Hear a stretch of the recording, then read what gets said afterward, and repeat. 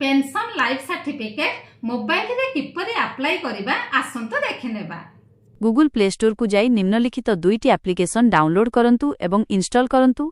1. जीवन प्रमाण face app. 2. आधार face RD app.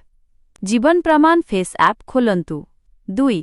ऑपरेटरଙ୍କ जे life certificate दाखल रे सहाय्य करूछंती भोगी निजे भी होई पारंती। आधार नंबर एवं मोबाइल नंबर दियंतु। 3. सबमिट क्लिक करंतु एवं को आसीथिबा ओटीपी दाखल करंतु।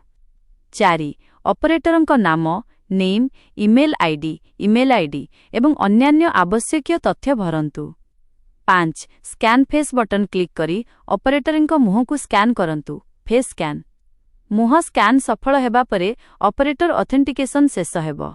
स्टेप 3. Pensioner identification. भोगीଙ୍କ आधार नंबर एवं मोबाइल नंबर भरंतु। 2. सबमिट क्लिक करंतु को आसीथिबा ओटीपी दाखल करंतु। 3. भोगीଙ୍କ संपूर्ण विवरणी form खोलिबो।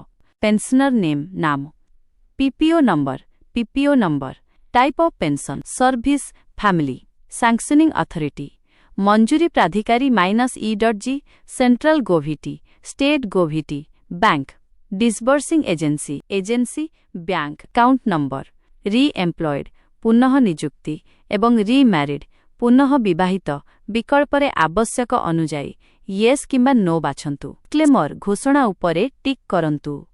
2. Scan face button click करंतु। 3. भोगी कैमेरा सामनारे ठीक भाबरे बसंतु। स्कैनिंग आरंभ हेबो। सफल फेस ऑथेंटिकेशन परे लाइफ सर्टिफिकेट सृष्टि हेबो।